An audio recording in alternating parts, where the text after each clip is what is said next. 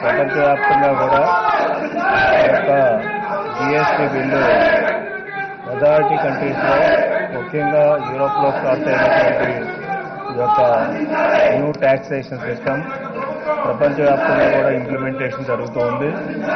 దీన్ని మన దేశంలో ఇంప్లిమెంట్ చేయాలనేటువంటిది దాదాపు కొన్ని సంవత్సరాలుగా ఈ యొక్క ఎక్సర్సైజ్ కూడా చేయడం జరిగింది. దీంట్లో ఏదైతే వ్యాట్ ఇంతకుముందు ఇంట్రడ్యూస్ చేసినప్పుడు కొత్త ట్యాక్సేషన్ వచ్చిందో దానివల్ల బెనిఫిట్స్ కూడా ఉంటాయి రాష్ట్రాలకు అనేటువంటి ఉద్దేశంతో ఆ రోజున వ్యాట్ ట్యాక్సేషన్ సిస్టమ్ కూడా ఇంప్లిమెంట్ చేశాం. సో దాని ప్లేస్లో వ్యాట్లో కూడా కొన్ని అనామలీస్ ఉన్నాయనేటువంటి ఉద్దేశంతో డబుల్ మల్టీ ట్యాక్సేషన్ ఉందనేటువంటి ఉద్దేశంతో ఈనాడు ఏదైతే దేశంలో సక్సెస్ఫుల్గా ఉన్నటువంటి జిఎస్టీ ట్యాక్సేషన్ ఏదైతే ఉందో ఆ సిస్టమ్ని మన ఇండియాలో కూడా అడాప్ట్ చేసుకుంటే బాగుంటుందనేటువంటి వేరియస్ కార్పొరేట్స్ నుంచి వచ్చినటువంటి సూచనలే కాకుండా ఈవెన్ పొలిటికల్ సైడ్ కానీ గవర్నమెంట్ కానీ దీనికి లాంగ్ రన్లో మనకి రెవెన్యూస్ పెరుగుతాయి కంట్రీకి కూడా. అదేవిధంగా రాబోయేటువంటి రోజుల్లో రెవెన్యూస్ ఎక్కడైతే పెరుగుతాయో ఆ రెవెన్యూస్ పెరగడం మనకి కావాల్సినటువంటి జిఎస్డిపి కూడా అదేవిధంగా కంట్రీ లెవెల్లో ఉండేటువంటి జీడిపి కూడా పెరుగుతుంది.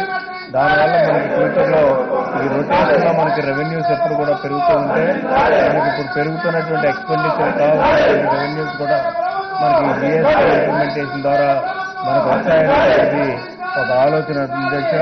ఎందుకంటే కేంద్ర ప్రభుత్వ పరిధిలో ఆ రోజు యూపీఏ గవర్నమెంట్ కానీ ఈ రోజు ఉన్నటువంటి ఎన్డీఏ గవర్నమెంట్ కానీ అదేవిధంగా ఎంపవర్డ్ కమిటీ ఒకటి వేశారు. అప్పుడు ఆల్ ఫైనాన్స్ మినిస్టర్స్ అదేవిధంగా ఎంపవర్డ్ కమిటీకి attend by Indian finance minister ఉంటారు. అన్ని డిస్కస్ చేసిన తర్వాత దాదాపు 2000 సంవత్సరం నుంచి డిస్కస్ ఉంది. ఇప్పటికే డిలే అంటే ఇప్పటికి ఫైనాన్స్ ఇప్పుడు జిఎస్టీ బిల్లు చేయాలనేటువంటిది ప్రభుత్వ ఆలోచన.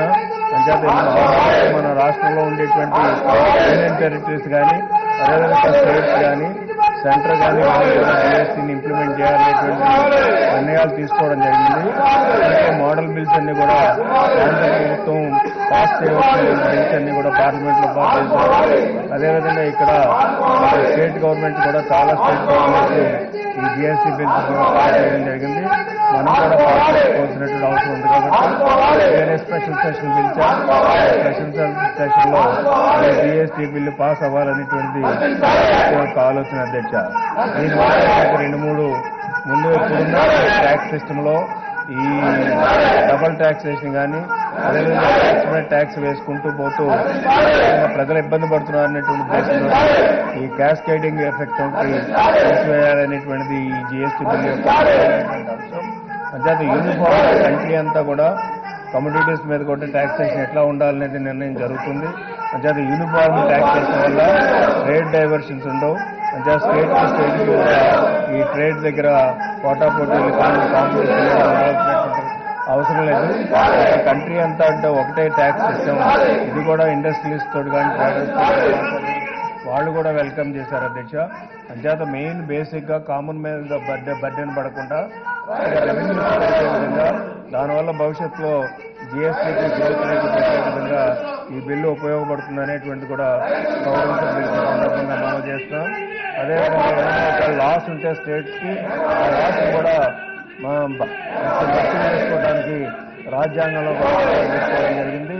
దాన్ని కూడా చూస్తే రాబోయేటువంటి 5 సంవత్సరాలు ఏ స్టేట్స్కి అయితే లాస్ వస్తుందో ఆ స్టేట్స్ కాంపెన్సేషన్ కూడా ఇవ్వడానికి అవకాశం ఉంది.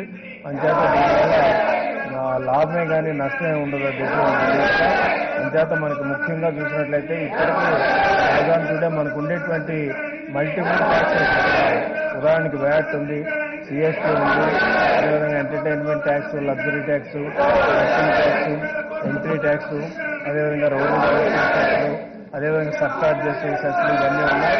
ఇవన్నీ కూడా కంప్లీట్గా జిఎస్టీలో సబ్సిడీ అవుతాయి. అంచేత ఇవన్నీ కూడా సబ్సిడీ అయ్యి ఫైనల్గా మన స్టేట్కి సంబంధించినవన్నీ కూడా సబ్సిడీ అవుతాయి. అదేవిధంగా సెంట్రల్కి సంబంధించినటువంటి కూడా ముఖ్యంగా చూస్తే అవి కూడా సెంట్రల్లో ఉండేటువంటి సర్వీస్ ట్యాక్స్ కానీ ఇటువంటి సిఎస్టీ కానీ ఇవన్నీ కూడా సబ్సిడీ అవుతాయి. అంచేత సెంట్రల్లో ఉండేటువంటి ఇండైరెక్ట్ ట్యాక్స్, స్టేట్లో ఉండేటువంటి ఇండైరెక్ట్ ట్యాక్స్ ఇవన్నీ కూడా సబ్సిడీ అయ్యి ఒకే ఒక్క ట్యాక్స్ నెట్ ఉంటుంది, అదే జిఎస్టీ. ఈ జిఎస్టీ వల్ల కామన్ బారు దొరుకుతుంది, లాభం దొరుకుతుంది. అదేవిధంగా ఇండస్ట్రీ కూడా ప్రమోషన్ యాక్టివిటీస్ ఉంటాయి. కాబట్టి దీంట్లో ఇండస్ట్రియల్ ఇన్సెంటివ్స్ అనేటువంటి పెద్దగా ఏముండవు. అది ఏదైనా ఒక ఇండస్ట్రీ పెట్టుకోవడానికి సపోర్ట్ ఇవ్వాలంటే దాన్ని మనం బడ్జెట్ రూపంలో ఇవ్వాల్సినటువంటి అవసరం ఉంటుంది. ప్రభుత్వం అన్ని చర్యలు కూడా తీసుకుంటే కూడా ఈ సందర్భంగా మనం ఇంపార్టెంట్ క్యాబినెట్స్ యాక్సెప్ట్ చేశాం. 0 స్లాబ్ రేట్ ఉంటుంది, అంటే ఎగ్జామ్టెడ్ కొన్ని గూడ్స్ అన్ని కూడా ఎగ్జామ్ చేయబడతాయి. అదేవిధంగా 5%, 12%, 18%, 28% ఉంటుంది. అంటే అది ఏదైతే ఫైనల్ రేట్ ఏదైతే ఉందో 28 మీద సెస్ ఉంటుంది, అధ్యక్ష కాంపన్సేషన్ సెస్ ఉంటుంది. ఆ సెస్ కూడా ఎంత ఉండాలనేటువంటి నిర్ణయం జరగవలసినటువంటి అవసరం ఉంది. ఆ సెస్ కూడా ఓన్లీ 4 కమ్యూనిటీస్ మీదే ఉంటుంది తప్ప అన్ని కమ్యూనిటీస్ మీద సెస్ కూడా ఉంటుంది. అంటే ఓవరాల్ గా ఇది it's an advantage to the government, అదేవిధంగా it's an advantage to the people, it is an advantage to the industry అధ్యక్ష.